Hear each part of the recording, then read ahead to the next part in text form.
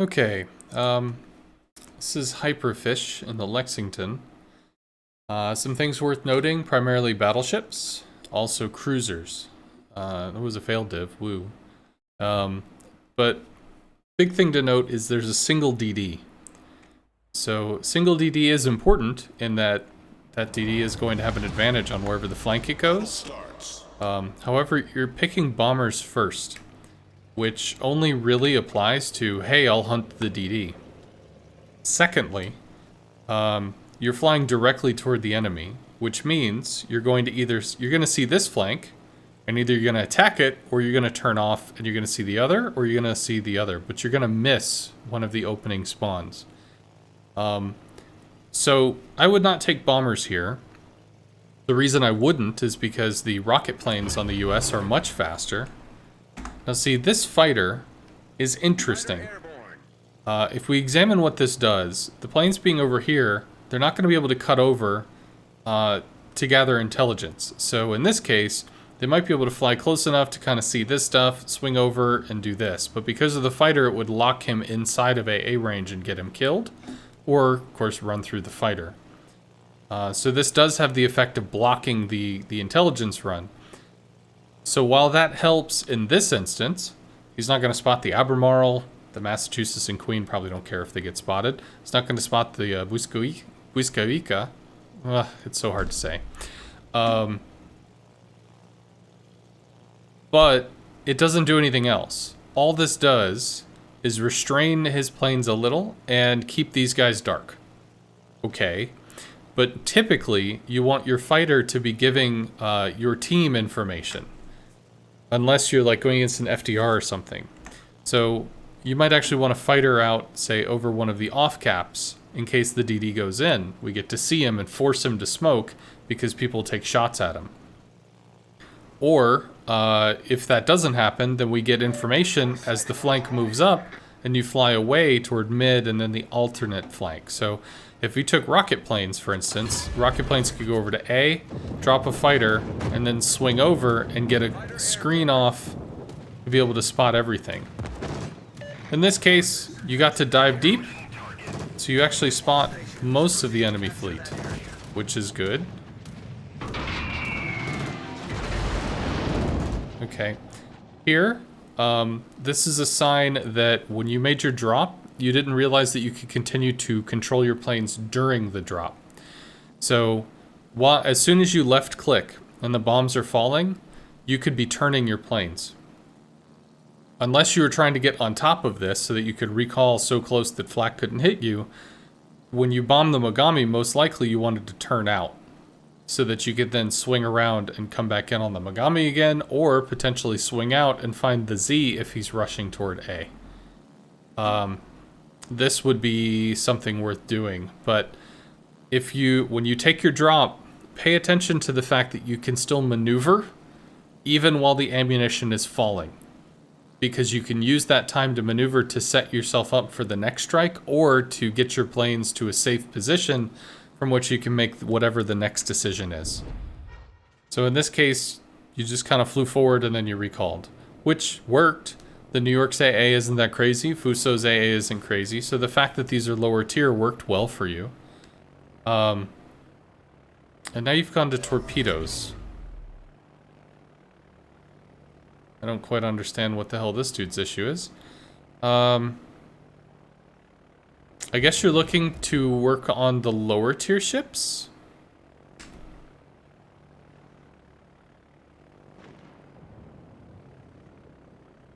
Okay, so at this point, North Carolina, Cleveland, Kicktoon, I mean, that's a lot of AA.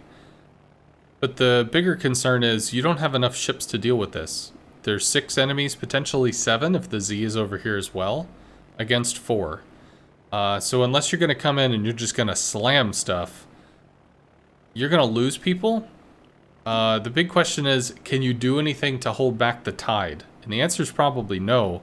But you can ping these guys. You might want to run, and you also could take your bombers out to Charlie in case the Z ends up pushing the your DD. In terms of taking torpedo planes, Yeah, you'll be able to torp stuff. Okay, no, so the Z was over here. So that's good at least. So the Wisp might actually get out. Okay, so you used your engine boost to get from point A to point B. Perfectly normal. Two things. When you're moving, what you can do is accelerate to maximum speed, which is about here, and then let it coast.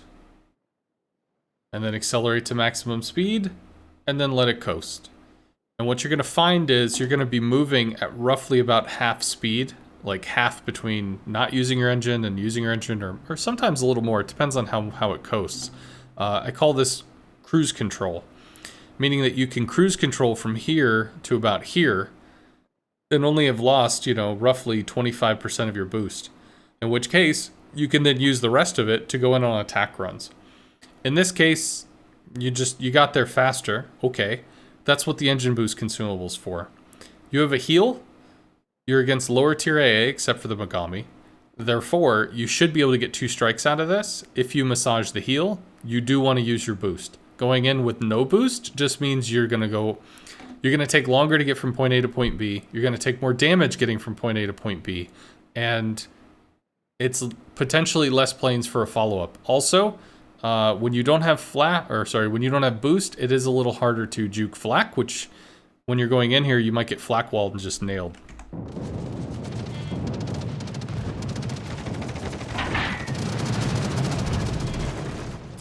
The heal was actually a little wrong. Why? So when you drop, your torpedoes fall from your planes into the water, and then the camera moves over and it catches up, and then you start taking damage again. So between the torpedoes falling, splash, and the camera coming over, and then damaging again, as soon as you dropped, you initiated your heal. You didn't have a lot of damage. So you started healing for about 1 to 1.5 seconds of your immunity window time, which meant you healed very quickly, and then you just wasted the rest of it. So that was about a second. It's a 5-second heal, and about 20% of it ended up getting wasted. So drop, feel it out a little more, and then heal on the back end, which is going to be able to, it'll prop up whatever plane took a little damage, and then you'll be back into, I'm taking damage now, but my heal is on, so it's counteracting it. It's basically just saving a second worth of your heal. Engaging enemy. Kind of think you go on the Fuso there.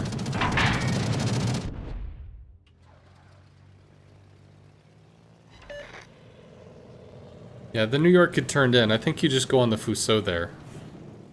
Okay, Z is dead. Random but cool. Good approach.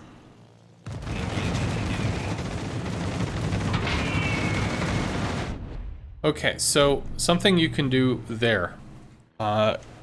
You went behind the island because you wanted to avoid AA. Perfectly fine. But that also means that you lost vision on your opponent. And by the time you crested the island, he was already turning. There are methods, I think Eraser pointed out, that, you know, you can, if the ship is turning off this way, you can set the reticle back there and you can chase them. So you can kind of like merge in on the same line. So in terms of turning your dive bombers, yeah, that's something to know. But the biggest issue wasn't that. The biggest issue was you lost the sight of the Cleveland and didn't realize that he was immediately going to go evasive. How do you prevent that? By using a fighter. So, real quick crash course. If your planes, we'll over here. If your planes are pointed up this way, then you're on the northern hemisphere of flight. So, it's going to mirror whatever your line is, and it's going to call planes in on the other line. So, if you're like pointed at 10 o'clock, it'll call your planes in at 2 o'clock. If you're on the southern hemisphere, if you're pointed at 8 o'clock, it'll call your planes in at 4 o'clock. It's just it uses the up-down line and mirrors off of it. If you're pointed directly up, then your planes come in at 12.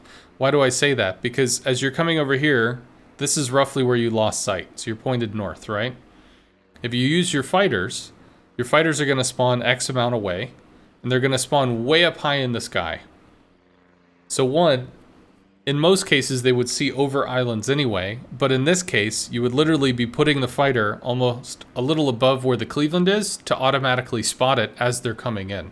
So you would use the fighter consumable to light up the Cleveland so you see what's happening after he's disappeared behind the island. Another thing is, when the fighter comes in, there's no rendering delay. So there's not that 1 second like, I wish I could see him. It's just, it automatically cuts in. Because it's server side. The fighter showed up, you see it automatically, done. So you would see that he's taking evasive action and you could alter your strike accordingly. So for the low cost of a fighter that doesn't do anything other than just spot the Cleveland briefly, you could make a single bomb hit into 3. You know, because it's a Cleveland, it's a fairly thin ship, so you're not going to expect all the bombs to hit, but whatever. Alright, so this is the second time. We've used bombs, then torps, then bombs, and now torps again. You haven't used your rocket planes at all. Recognize that the rocket planes are actually a strength on the US line. The bombers are kind of like their highlight. It's the special, you know, it does the thing, whatever. The torps aren't bad. They're a little sluggish, but they're not bad. But the rocket planes are special in that your torpedoes and your bombs are very slow. Your rocket planes are actually very fast. They're some of the fastest planes out there, often on par with like German planes, which are very fast. So it gives you a rapid response concept. Yeah, so you're moving. It gives you a rapid response concept. And also, the pen on the HVARs is very high. It's 33 millimeters at tier 8, which means you could pen a tier 10 British battleship or French battleship. They only have 32 mil armor everywhere. You could pen the crap out of a cruiser with HVARs and do some serious damage there. Ooh, okay. In this case, York. The reason you do this, the reason you ignore the rest of the map and go for the York, is because there will be folks on this team that will ignore the rest of the map and just go for the York. So while right now it's 1, 2, 3, 4, 5, 6 against 4, and I mean, they're not dead yet. Not dead yet. Which is nice. But that's still not a recipe for success, especially if the CV is also kind of working or harassing, although he might be working on the Ismail. So the last thing you want is the Aoba and the Cleveland to just go off on this goose chase with the York and leave the battle for the next 5 minutes. Because they might be chasing him for a minute to a minute and a half, and then they got to turn around, and then they got to come back, and then they got to get into firing range.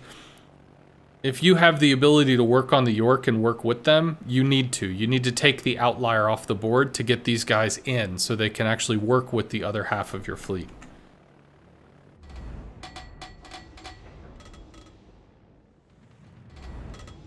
I will say that moving closer to this area seems rather sus because I don't expect this area to live very long.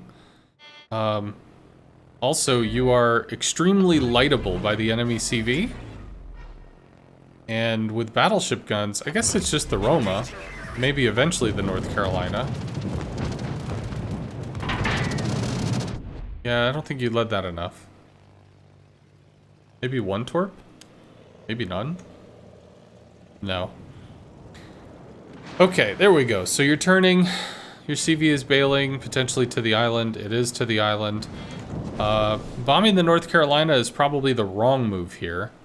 You have a Kektoon behind it, so as soon as you bomb it, you're just going to be eating raw damage, which will suck.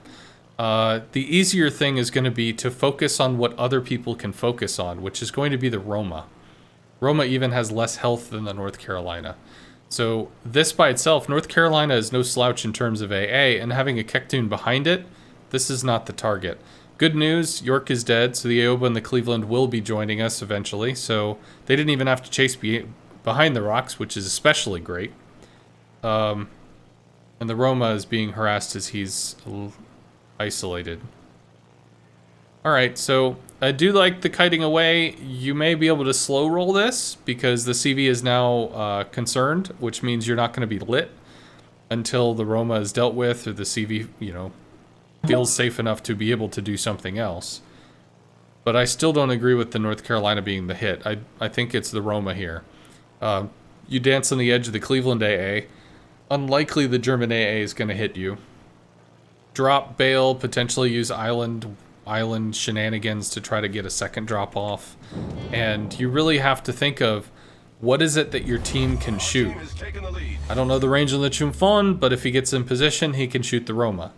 The North Carolina is going behind an island, so not going to get much help there. But Queen Elizabeth could shoot him. Albemarle could shoot him. Wisk could shoot him. You can shoot him. Massachusetts cutting out can shoot him. Roma's the focus target. Aim for the stuff that other people can aim for. Don't just strike stuff that you want to strike. So here, okay, so you recalled immediately, but remember that if you take this drop, you can hard turn. As soon as you drop, you can turn out. This island blocks this AA, and theoretically you might have been able to go in on the Roma, although the North Carolina probably kills enough planes that it makes it weird. Roma's getting dunked, cool. Roma is dead, cool.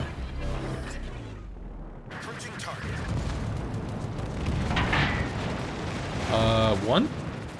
Yeah. Once he's, capable. Maybe? Ah, it was so close.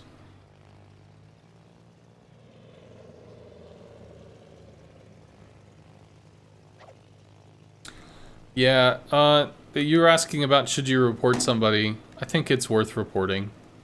As for somebody else looking into it, if that actually warrants discipline or not, I'll leave that to them. But I mean, if somebody's lighting somebody else up in all chat, is what it is, man. Needed to lead a little more, but that worked out really well. Clustered well, that's nice.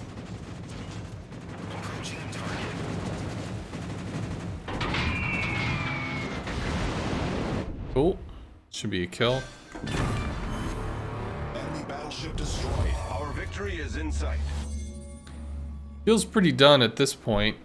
Well, yeah, so they take him.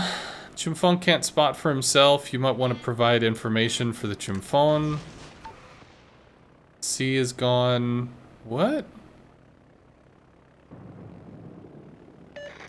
Okay. Yeah, I think Megami is the logical target. Dutch cruisers in general, you don't really want to mess with them very much. Okay, here. I feel like you might go in for one more strike, and you shouldn't.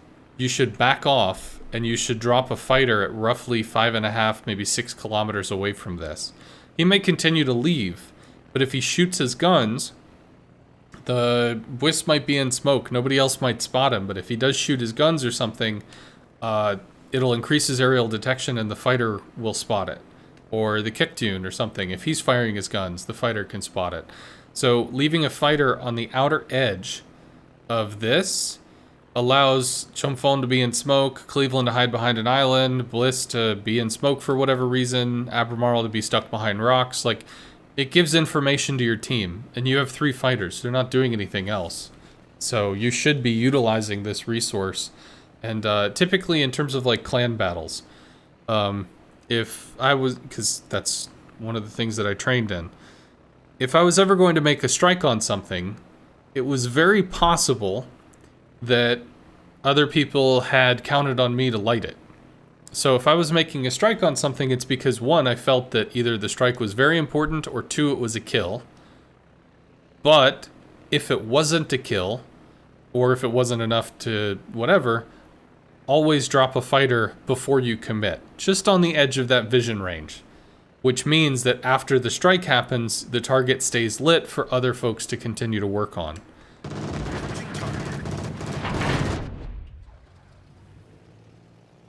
So, Bliss is in a smokescreen, but the Megami is lit. Battle ends in 5 minutes. No, Bliss is out of smoke. Now dark. It's like the worst that happens is you drop your fighter, it lasts for a little bit, and then the fighter goes down. Okay.